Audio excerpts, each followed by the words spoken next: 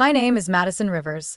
3 years ago, right in the middle of the conference room where I had just pitched my very first startup idea, my father ripped the business plan in half, looked me straight in the eye, and said, "Get out of my company and take that delusion with you." I stood frozen, surrounded by his cold stare and the mocking laughter in the room.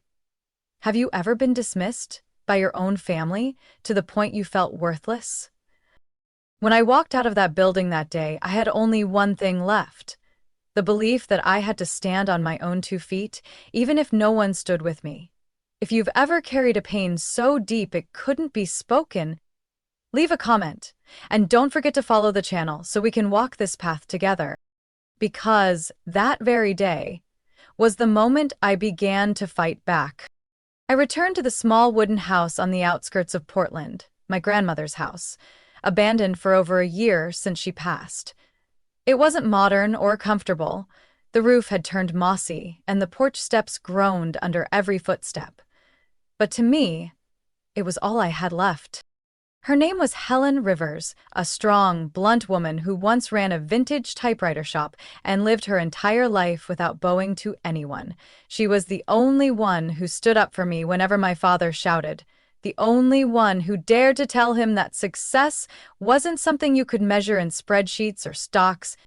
She once told me, "You've got your granddad's mind, but you've got my heart. Don't ever let anyone teach you to fear your own dream." I remembered every word. Maybe that's why, that night, I decided to stay at her house, at least for a while, to figure out my next step. The house didn't have electric heat, so I lit the wood stove.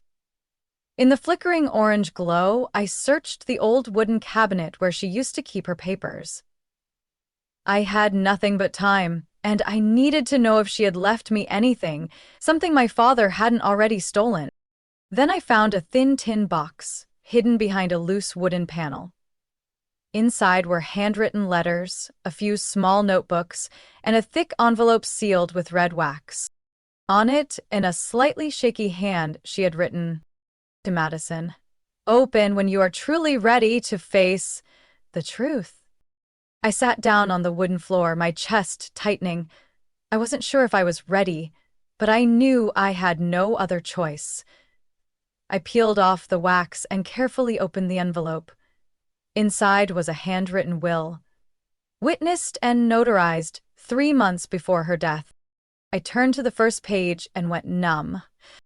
I, Helen Rivers, leave 18% of Rivers & Co. shares to my granddaughter, Madison Rivers, unconditionally. These shares have been in my possession since 1992 and have never been transferred. All legal documentation is included in the attached documents. 18% of the company? I had no idea she even owned a piece of it. My father had never once mentioned it. To him, that company was his sole life's work, built from nothing, as he proudly claimed. I flipped through the pages. There were photocopies of the original share transfer, annual dividend statements, everything intact. All completely valid. I sat there for a long time, overwhelmed. She had left me a way back in, a key to the door my father had slammed shut. But why had I never been told? Why had no one said I had a right? I'd checked my grandmother's mailbox, something I hadn't touched since coming back, and there, in a thick envelope, was a bank file. Account statements for dividend payments that had stopped 8 years ago. It was like a bucket of ice water to the face. My father had known. Not only known, he had blocked those dividends somehow. Maybe he used his executive power to freeze the payments, hide the paperwork, forge signatures. I didn't know the whole story, but I knew one thing. He had tried to erase me from the picture, and if I hadn't come back to this house, I might never have found out I had a stake in any of it. Then a strange feeling settled over me. Not quite anger, more like steel. A door had slammed in my face that day in the boardroom, but now I had the real key to a different door, the one he never saw coming. I started looking for a lawyer. Not to sue, not yet, I just wanted to confirm the legal status of those shares. I called my grandmother's former lawyer, the same man whose signature was on the notarized will. An older, polite voice answered the phone. Miss Rivers? I've been expecting this call for almost 2 years. I said nothing. As Helen instructed me not to reach out first. She said when her granddaughter was truly ready, she would come. His voice softened. I have all the original documents, and there's one more thing. What is it? She left a recording, just for you. I froze. A message. There are things you need to know. Not just about the shares, but about why your mother left. That recording changed how I saw everything about my past. If you're still watching, don't forget to like and leave a comment, because what happens next will turn everything upside down. I sat on Grandma's front porch until nearly sunrise. The sun slowly rose behind the tall pines, casting a soft glow over the faded wooden sign that read, Rivers. I knew I wasn't leaving this place. Not until the truth was brought into the light. Not until I reclaimed everything that should have been mine. I was far too naive to think that a college friendship could be a safe haven in the middle of all that chaos. When I left the house, I drove into Portland and called Callie. The best friend who once shared sleepless study nights, skipped classes for live music, and dreamed of starting our own business in a quiet cafe downtown. Callie lived in a small third-floor apartment with a balcony overlooking an indie bookstore, the very one we used to meet at every Saturday to browse books and talk about the future. She opened the door, her blonde brown hair tied up high, her smile half doubtful, half familiar. Like she couldn't believe I was really standing there. Madison, is that really you? I nodded, hugged Callie, and in that embrace, I felt some of the weight in my chest ease. I told her everything. Getting kicked out by my father, the old house, the surprise will, the hidden shares. Callie listened closely, her eyes narrowing as the story unfolded. What do you plan to do with those shares? She asked. I don't know yet, but I want to build something. To prove to myself I'm good enough. I have a startup plan, the same one I pitched to my dad before he threw me out.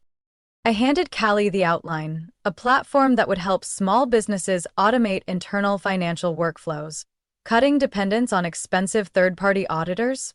It was something I'd worked on for over a year, shaped by what I'd seen firsthand in my father's company. The way unfair fees burdened branch teams and operations staff. Allie took the papers, her eyes lighting up. This has real potential, Mari. What do you need me to do? Feedback. Maybe just as an early advisor. I don't have anyone I can trust right now. She nodded, full of energy. Let's call it a reboot of our freshman year dream. Remember that day, when we said we'd run a company together and use the profits to fund scholarships for underprivileged students? I smiled, feeling a warmth I hadn't felt in a long time. Maybe things weren't so hopeless. Maybe I had found the right ally at the right time. 2 weeks later, I moved temporarily into Callie's apartment to save money and fully focus on the project. During the day, I worked downstairs at the coffee shop, connecting with remote tech communities for advice. In the evenings, I brainstormed next steps with Callie. She helped me schedule trial investor calls and suggested contacts in the industry. For the first time in months, I felt like I was moving in the right direction. But by the third week, I started sensing something was off.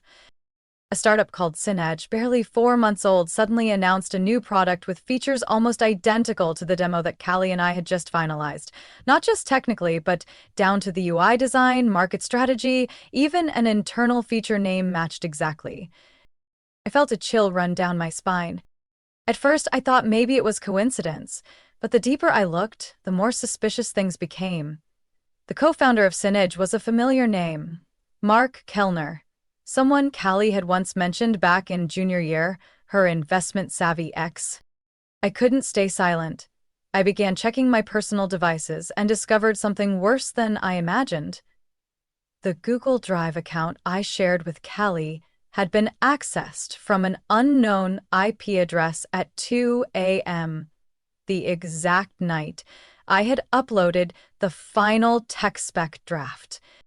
I called Callie immediately. She didn't pick up. I went straight back to the apartment. The door was unlocked, the lights off. Callie was nowhere in sight. But on her desk, her laptop was still open, and her email was still logged in. My heart pounded when I saw a folder named Synedge Docs.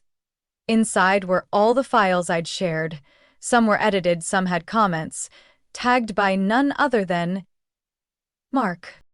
I froze, my mouth dry. Everything I had shared, my dream, my idea, my trust, had been exploited. And Callie returned close to midnight. I was sitting on the couch, staring straight at her. "What did you do, Callie?" I asked, my voice cracking. She stood still for a moment, then sighed, not even trying to deny it. "Mark offered to invest if there was already a solid idea. I just thought if we had a model we could loop you in later. We'd do it together."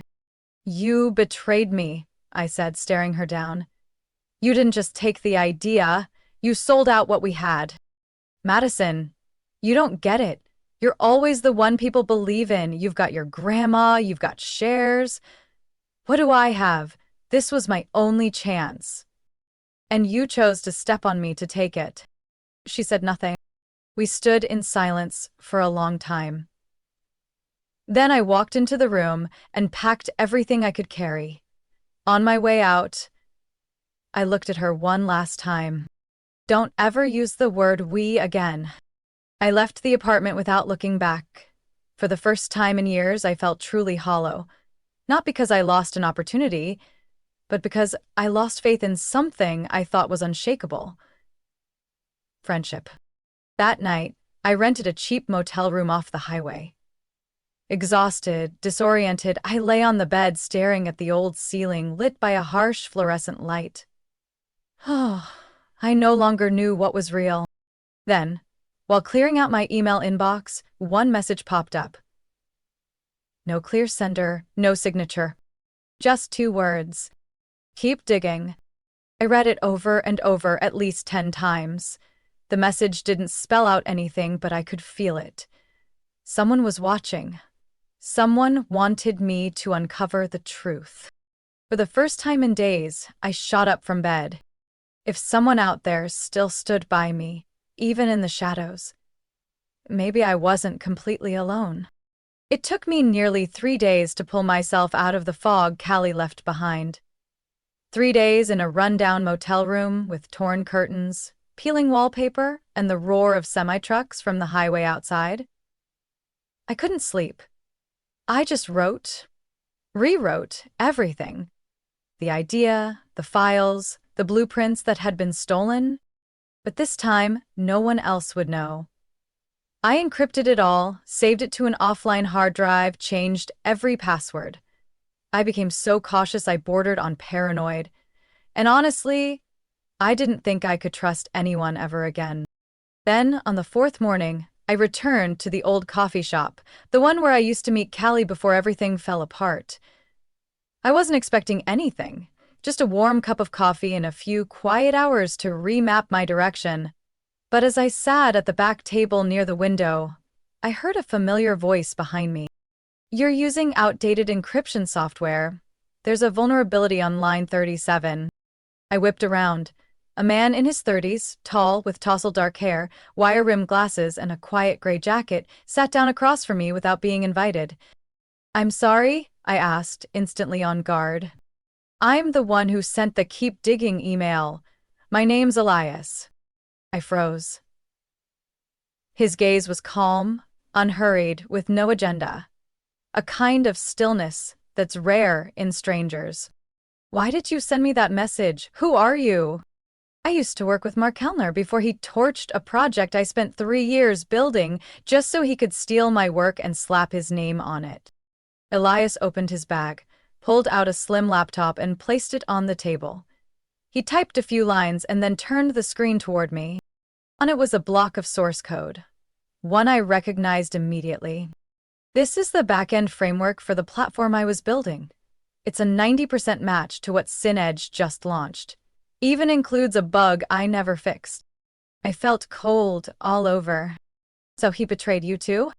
Elias nodded, lips pressed in a tight line. I don't want anyone else falling into the same trap I did. When I found out you were the mind behind the original concept for EdgeTrack, the internal name before SynEdge went public, I started watching. Not to invade, but to protect. I know how Mark looks at people smarter than him, and I know what he's planning. I looked at Elias, torn between trust and doubt. But unlike Callie, he didn't offer to help. He didn't suggest a partnership. He just sat there, showing me data, evidence, and quietly waited for me to decide. So, what do you want from me? I asked. Elias looked up. It's not about what I want. It's about what you need. I'm not here to pitch something. I'm here to give back something I once wished I had. Someone who didn't think I was crazy when my dream was stolen. If you want to rebuild the product, I can help. But if you just want to disappear, I won't bring it up again. I looked down at my hands, then raised my head. I want to rebuild. But not just the software. I want to rebuild everything, from the system architecture to how we approach the user experience. I don't want to just copy the old version. I want to create something no one can steal. Not even Mark. Elias nodded, like he had been waiting for that answer all along. So where do we start? We moved to a corner table, pulled out notebooks, sketched diagrams, and wrote down everything by hand. No laptops, no screens during that first session. Elias was incredibly meticulous, but never overbearing. The way he explained things made even the most complex ideas easy to understand. I had never worked with anyone like him. That night, he took me to a co-working space. Small, fully equipped, and rarely visited. This place is secure. I once helped the owner resolve a point-of-sale system breach, so they let me rent unlimited time here at a reduced rate. You can work here anytime you want. We started rebuilding the product from the ground up. I focused on market strategy and operational flow, while Elias handled security and technical infrastructure. One night, while we were both coding until 2 a.m., he suddenly turned to me. What are you planning to call this project? I thought for a moment, then replied, Phoenix. As in the bird? Yeah, because it's what was burned down, and now I'm bringing it back from the ashes. Elias gave a faint smile. Fitting.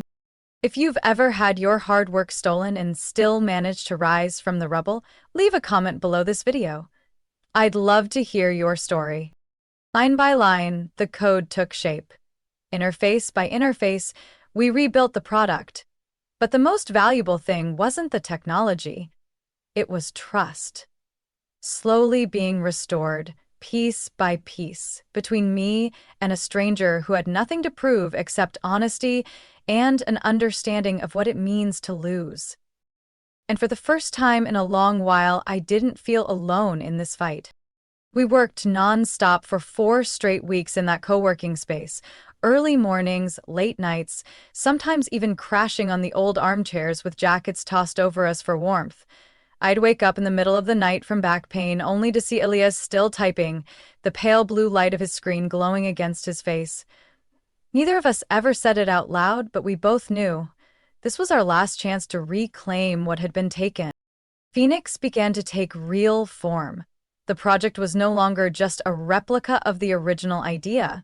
We redesigned the entire data flow, simplified processes for small businesses, and invested heavily in transparency, something sorely lacking in existing financial systems. Every transaction, every approval step, every report could be audited in just 3 clicks.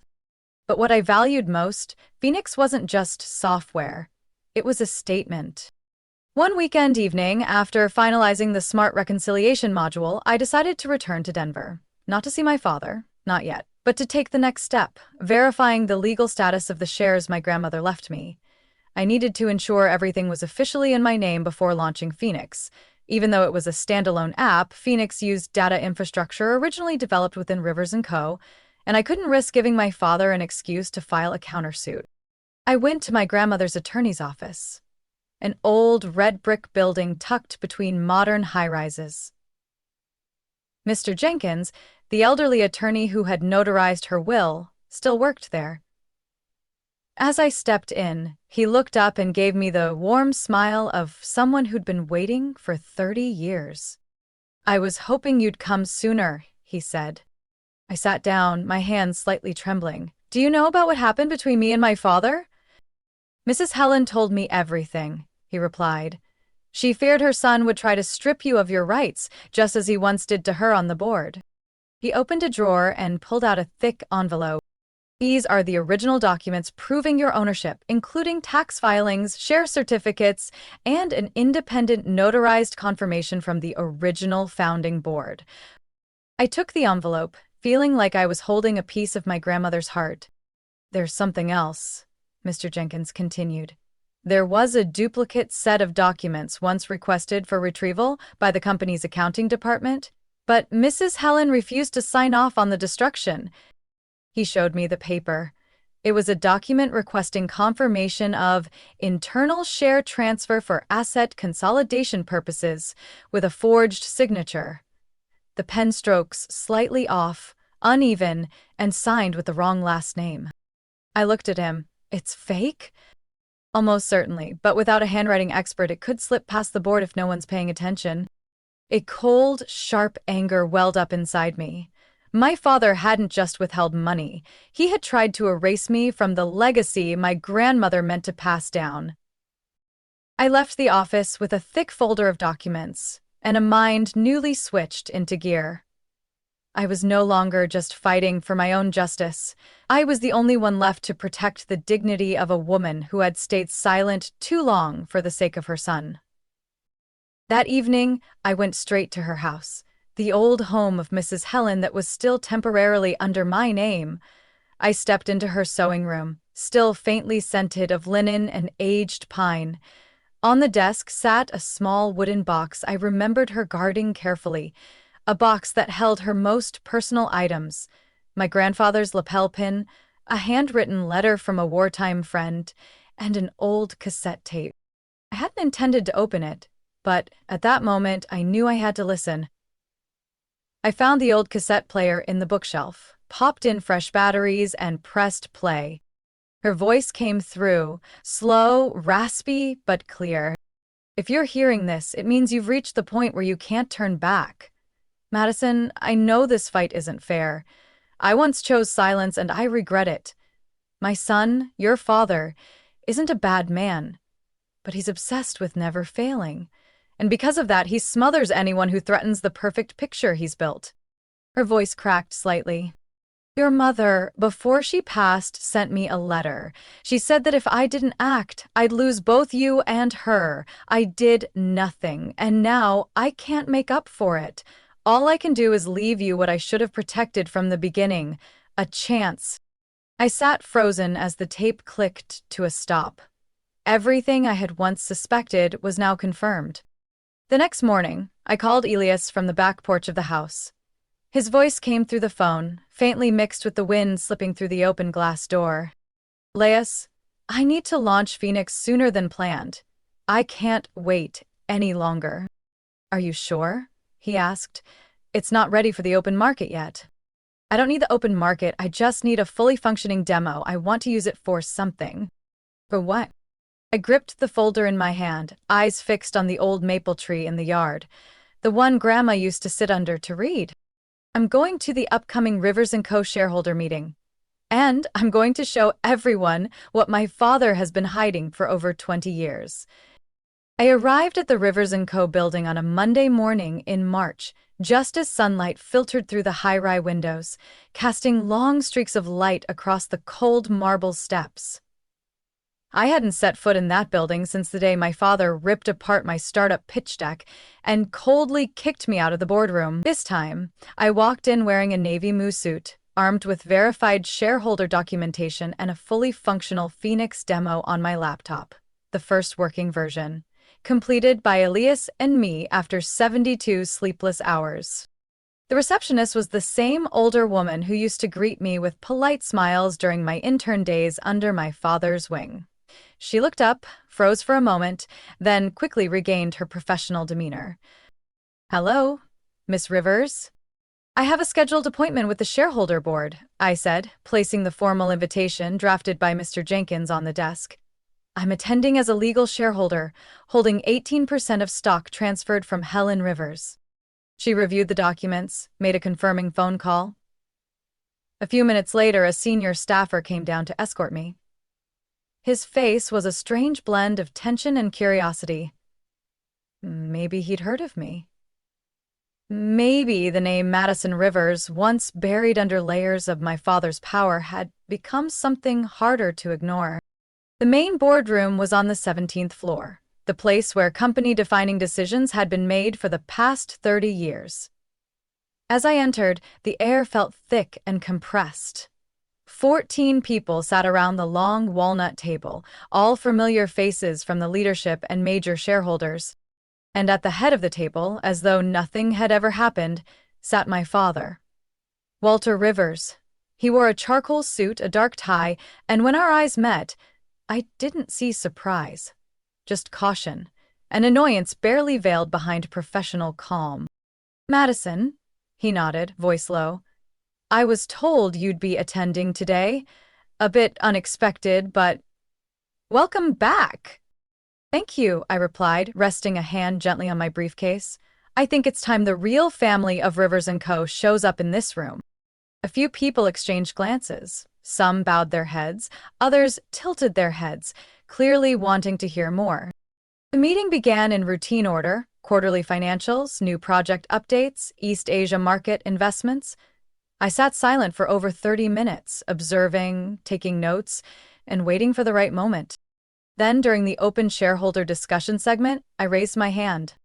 "As the legal heir of Helen Rivers, I request to present a matter concerning historical shareholding and the strategic direction of our technology efforts in the upcoming fiscal year." My father opened his mouth to cut me off, but one board member, Mrs. Marjorie Knox, the only one who had been friends with my grandmother, nodded. "Madison has the right, let her speak." I stood, opened my laptop, and projected it onto the large screen behind the table. Phoenix, an integrated platform that allows small businesses to manage and bring transparency to their internal cash flow, eliminating expensive auditing fees and the risks of manipulated books. Every eye turned toward the screen.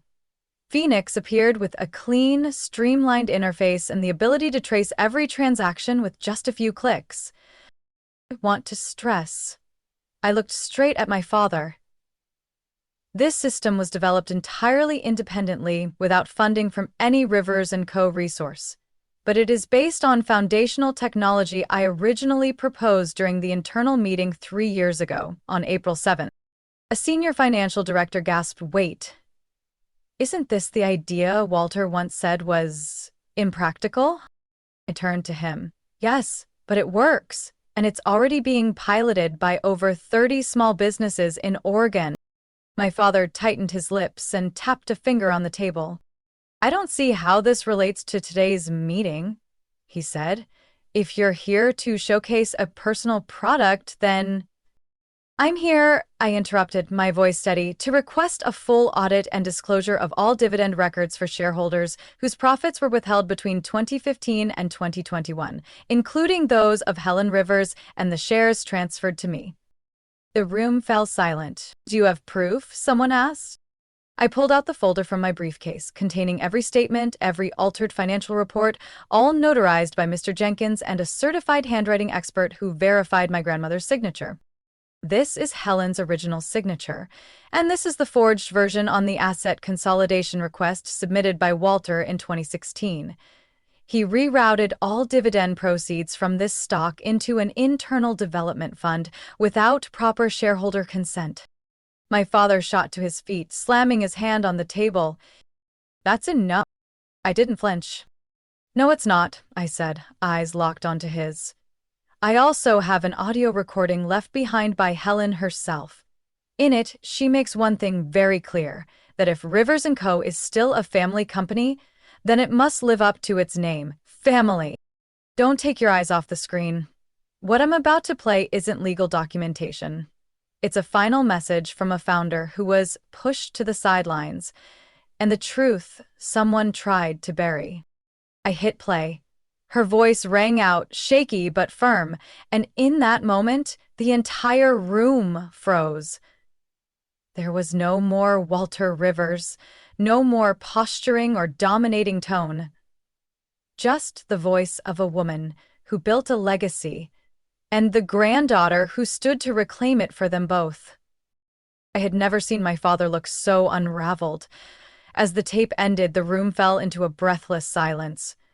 The very people who once sat through countless meetings with him, the ones who had nodded through every decision he made, now bowed their heads in silence, not because they had chosen sides, but because they could no longer pretend not to see. My father quietly sat down, both hands clenched in front of him. His palms were probably sweating, the same way they always did when he was cornered. But he said nothing. He couldn't say anything anymore. I stood in the middle of the room, sensing a shift in the air. It wasn't a victory, but it was a shift in power. I was no longer the naive daughter who got her business plan torn up and was thrown out of the building. I was a legal shareholder, the one holding the data, the heir to a vision that had been distorted by the very son my grandmother once trusted. Miss Marjorie was the first to speak.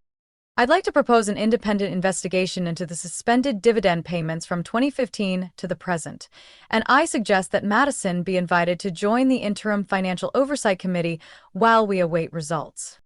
Another person nodded. Then another. Soon, 8 out of the 14 members in the room agreed. I looked toward my father. He raised his head and our eyes met. In that gaze there was something... anger, yes, but also gratitude. A kind of acknowledgement, small but unmistakable. He knew he had lost. Not because I was stronger, but because I no longer feared him. The meeting ended in heavy silence. I gathered my documents, shut my laptop, and stepped out of the boardroom like someone who had just closed the final door on an old chapter. But just as I reached the elevator, someone called my name from behind. Madison. I turned. Jason. My cousin. Head of market development, the one who had always stood between me and my father, never daring to speak up, never outright opposing either. But today, he looked different. His eyes were steady, his voice clear. I want to apologize. I stayed silent. He stepped closer. For not believing you, for staying quiet while we all knew what your father was doing behind those closed doors. I nodded slightly.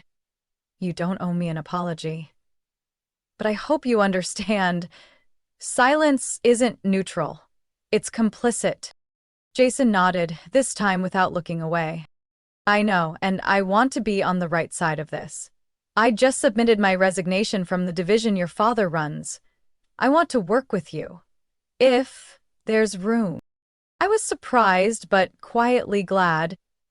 Phoenix doesn't pay as much as Rivers & Co., I said, half joking, half serious. That's fine, as long as this time I help build something that actually means something. We shook hands. No hierarchy, no power plays. Just two people in the same fight, finally choosing to stand upright. That afternoon, Elias and I met again in the same old co-working space, once our makeshift shelter amid all the chaos. He listened as I recounted every detail from the boardroom, eyes focused, occasionally jotting quick notes into his notebook. What do you think? I asked when I finished. Elias leaned back in his chair, hands laced behind his head. I think we just went from startup to movement. Movement? Yeah. This isn't just your story anymore. Phoenix isn't just a product. It's a declaration. From everyone who's ever been shut out by the old system.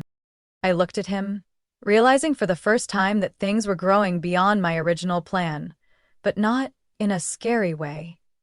In fact, I felt lighter, as if I wasn't fighting alone anymore to reclaim a voice. That evening, I got an email from an investor who had rejected me 2 years ago. She wrote, "We just watched the Phoenix demo circulating on the Small Business Development Network. If you're opening another funding round, we'd like to be part of it." I smiled softly and put my phone down on the table, not because I needed their money, but because I knew what I was building was beginning to make waves. Big ones. Real ones. That night, Elias suggested we hold a private session with the businesses that had tested Phoenix to announce the next development phase.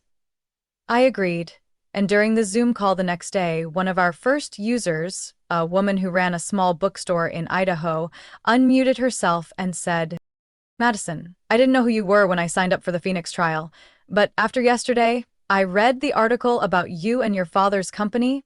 I just want to say thank you. You didn't just give us a tool, you gave us hope. That transparency still has a place in business." I couldn't speak for a few seconds. My heart was pounding, but not from anger or pain anymore. This time, it was emotion. Elias looked over at me and nodded as if to say, That's why we started." And he was right. The reason I started wasn't revenge. It was to rebuild a system, a company, a trust that had been shattered. And now the pieces were coming together again. Not perfect, but honest. I used to think this fight was between me and my father, but now I understood. It was much bigger. It was between the past and the future, between the old way of doing business and what we were trying to create, a new way. A space for people who had once been shut out of the boardroom, whose business plans had been torn up and were told to grow up.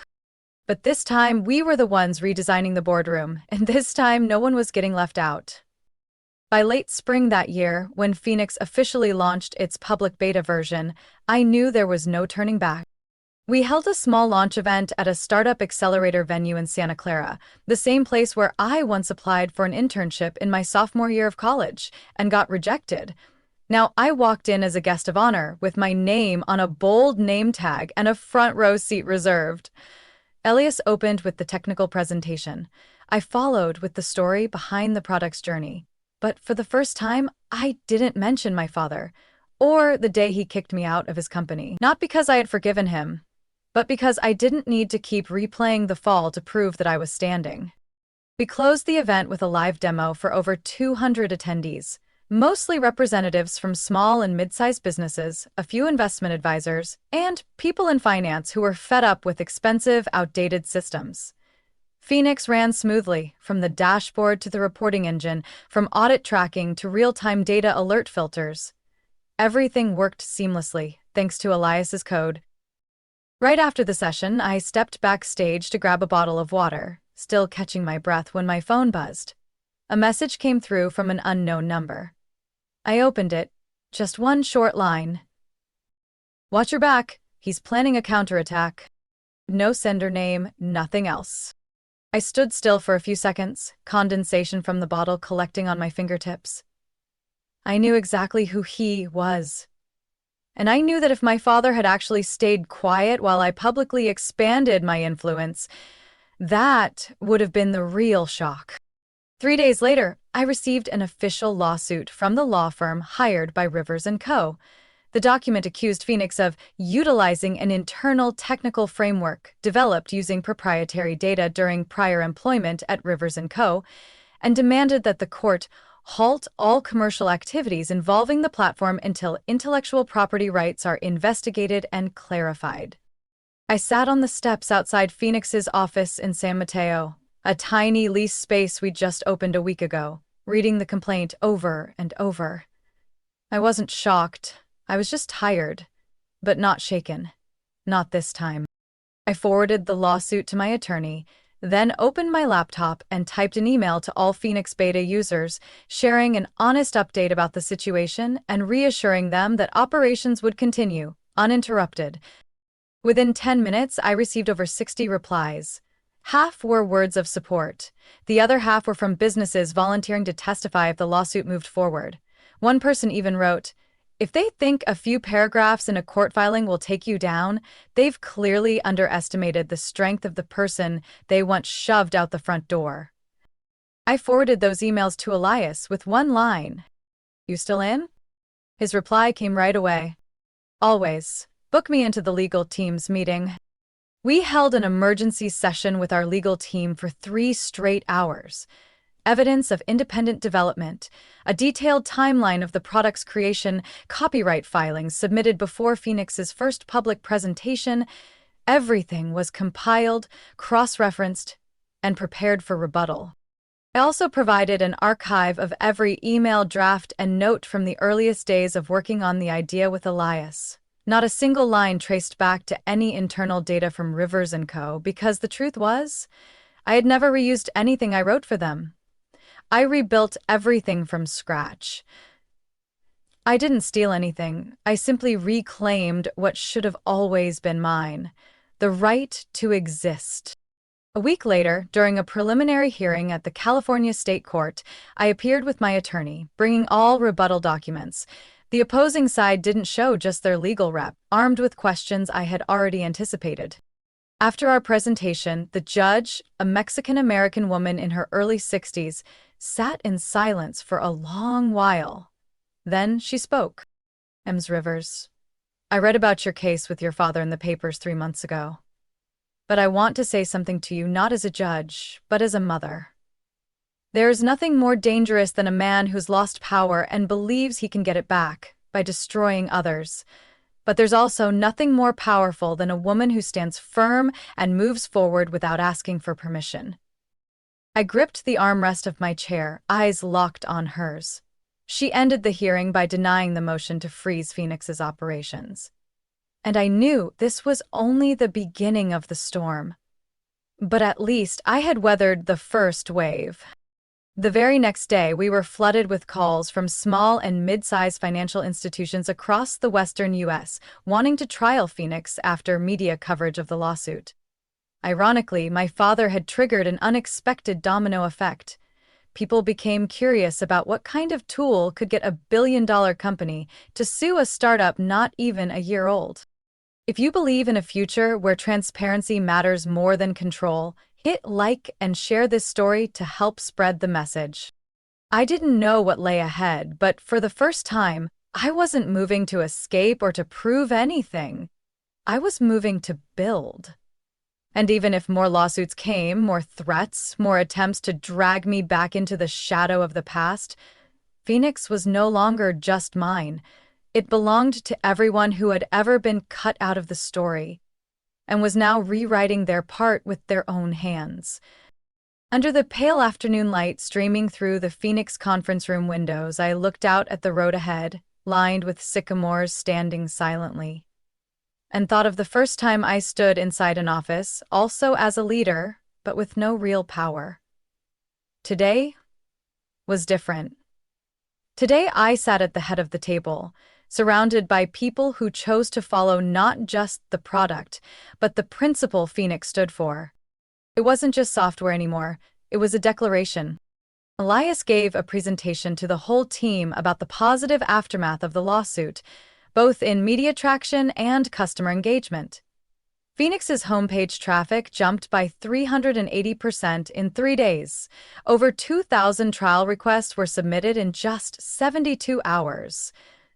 But what brought tears to my eyes wasn't the numbers. It was an email from an accountant in Kansas that read, "I never thought I'd be the one to flag a violation inside my company, but Phoenix gave me the courage to do it." I read the email aloud to the team. The room went quiet. Then Jason, now the director of community engagement, stood up and said, "Madison, if you're open to it, I'd like to propose an initiative to support employees who face retaliation after using Phoenix to report wrongdoing. A small fund. In your name." I hadn't even replied before the room erupted into applause. My chest swelled. Not from pride, but from the realization that something was growing beyond me. Phoenix was building an ecosystem, a network of people who once felt invisible and now had the courage to speak up. In early October, I received a formal invitation from the National Board of Ethical Enterprise, NBOE, a private nonprofit backed by prominent scholars and advocates. They invited me to speak at their annual forum on redefining trust in corporate governance. I read the letter 3 times, then folded it and set it down, as if reopening it might cause the moment to vanish. The forum was held in Denver, inside a packed auditorium of more than 800 attendees, from policy researchers and CEOs to small business owners and former corporate whistleblowers. I didn't bring a speech. I brought a story. I stepped onto the stage, my heart pounding, facing hundreds of waiting faces, not looking for a speech, but for pieces of themselves in what I was about to share. "My name is Madison Rivers," I began, "and I was once thrown out of the office I helped build by my own father. I used to stand on the outside looking in, wondering if all my dreams were just delusions. But then I realized, sometimes being pushed out of the old house is exactly what you need to build one no one can take away." I told the story, not just of Phoenix, but of the betrayal, the dismissal, the silencing. I spoke about Elias, about the anonymous emails, about the early users who helped me believe the product could truly change the game. When I finished, the whole room stood up. I didn't hear the applause clearly, just felt my legs still trembling. But not from fear this time, from something else. Because I knew this was the turning point. I was no longer just a female founder building a startup to get even. I was helping reshape what fairness looks like in the workplace. A few weeks later, I received a thick envelope with no return address. Inside was a printout of a business magazine cover, my photo on the front, with the headline, "The Woman Who Challenged a Dynasty and is Rewriting the Rules." Behind the article was a small handwritten note. "Maybe your father needs to read this to understand what he just lost." The handwriting was slanted, familiar. No signature, but I knew exactly who it was from. My mother. She had never intervened when my father kicked me out. She had never called during all the months I struggled to build Phoenix. But now, she quietly sent a signal. Not an apology, but an acknowledgement. I folded the note and placed it in the drawer, not crying. I just closed my eyes and for the first time thought of my father, not as an adversary, but as a man finally seeing the half-finished painting he once tore apart. Phoenix continued to grow. We opened our first branch office in Chicago. A group of lawyers and policy advisors began using Phoenix as a verification tool in internal investigations. And during one of our internal stakeholder meetings, Elias pitched an idea I had never considered. What if we gifted a portion of Phoenix's shares to the early users who supported us, not as investors, but as spiritual co-founders? I was quiet for a few seconds, then nodded. "Let's do it, they deserve it." We selected the first 100 users who had signed up for Phoenix and sent them an invitation to receive honorary shares. Half of them cried when they called us back. One person even sent flowers to our office, along with a card that read, "For the first time in my life, I'm not just a user. I'm part of something bigger." I read it, held the bouquet in my arms, and turned to Elias, without needing to say a word. Because he knew, too, what we were building wasn't just a business anymore. It was restoration, it was healing, it was rewriting a legacy by listening to the voices once overlooked. And this time, no one was being left out of the conversation. That morning, a light rain fell over San Mateo. The rain brushed silently across the large window pane in my office, casting a dim gray sheen over the worn oak desk. I sat there, still holding a cup of coffee gone cold, staring at the thick envelope just delivered from the county court. I knew what it was. The final ruling after nearly a year of litigation. I opened it with my bare hands. No letter opener. No urgency. No hesitation. The black letters on the white paper no longer made me tremble with fear. The court had completely dismissed Rivers & Co.'s claims. The demand for damages was denied, and more importantly, the court affirmed that Phoenix's source code and inventions were independently developed. No intellectual property theft was found. I set the ruling down, leaned back in my chair, and stared at the ceiling, letting the emotions wash over me in silence. There were no cheers, no coworker hugs, just me and the rain. I remembered the moment my father had pushed open the door to my old office, tossed a stack of papers on the desk, and said, "You don't belong here anymore." I had walked out without a word, believed at the time that everything I'd done was wrong, carried a shame that was never mine to bear. And yet here we were. The same hand that once signed my exile now inked the acknowledgement of his own failure. And I didn't need to confront him again to win. I only had to hold my ground. A week later, I received an invitation from my former university, the one I dropped out of when my family cut my MBA funding. They wanted me to return, this time as a guest lecturer, to speak at a seminar called Leadership Beyond Legacy. I arrived a little late. By the time I entered the auditorium, the seats were packed. I hesitated for a moment, then spotted a familiar face in the back row. My mother. She didn't wave, she didn't smile, but her eyes didn't avoid mine, and as I walked up to the stage, she kept watching, never looking away. I didn't start by talking about Phoenix. I started by talking about the first time I applied for a scholarship. I talked about dreaming of owning a company at age 12 while reading books in the public library in Fort Collins. I talked about the disorientation of being abandoned by the people you love, not because you did anything wrong, but because you were no longer easy to control. Leadership doesn't begin with power, I said. It begins the moment you look into the void you've just been shoved into, and instead of blaming anyone, you choose to build a new door. At the end of the event, as I exited the hall, my mother was still seated. I stopped at the end of her row, stood in front of her for a few seconds. She looked up, her voice barely above a whisper. "Your father couldn't make it today, but he heard about your talk." I didn't ask anything more. I just nodded. She gently touched the back of my hand, then pulled her hand away. A brief gesture, but I knew, for her, that was the only way she could say, "I'm proud of you," without cracking open something fragile inside. In December, Phoenix announced the 100 Voices Fund, a support initiative for junior employees at large companies who had experienced retaliation after blowing the whistle.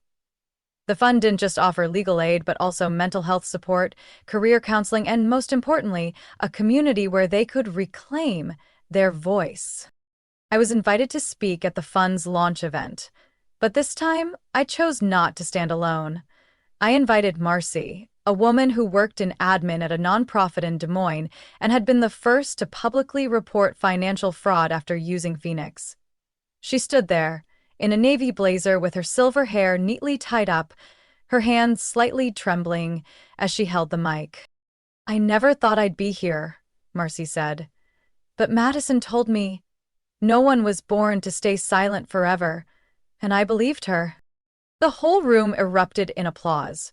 I stood behind her, watching quietly, my heart swelling with both pride and humility, because I knew I was just the beginning. People like Marcy were the reason Phoenix existed. That night, after the event, Elias and I stood on the rooftop of Phoenix's central office. December wind cut through the air, and the city lights blurred through the mist. "Do you think we went too far with something that once ended up in a trash can?" I asked. Elias smiled softly. "I think we haven't even started yet." I leaned on the railing, looking down at the busy traffic below, and thought about those early days. The motel room, the old coffee shop, the email that said, "Keep digging." I don't know what the future holds for Phoenix. I don't know how many more times I'll fall. But I know one thing. I'll never again let anyone define my worth. Not my family. Not an investor. Not someone who once thought I wasn't strong enough to stand without their help. And if tomorrow some girl gets labeled too outspoken, too stubborn, or too ambitious just because she asks questions, just because she dares to think differently, I hope she sees Phoenix. Not as software, but as a signal, a message that you're not crazy. You're just ahead of your time, and soon they'll be the ones racing to catch up. What do you think about my journey?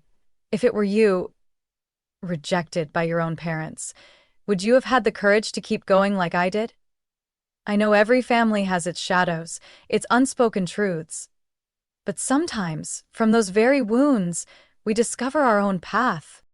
If this story touched you or made you think of yourself, a loved one, or something long unspoken, share your thoughts in the comments. I read every message with care. And if you'd like to keep walking with me through the many hidden corners of family life, where there is hurt, betrayal, but also hope and change, subscribe to the channel. There are so many real stories still waiting to be told. See you in the next one.